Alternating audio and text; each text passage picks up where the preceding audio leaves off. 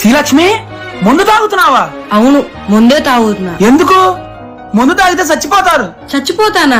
మరి నువ్వు చేసింది గుర్తులేదా?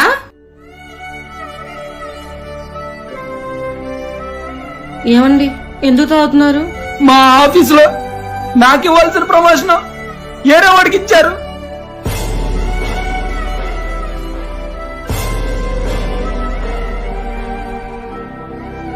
మళ్ళీ ఎందుకు తాగుతున్నారండి?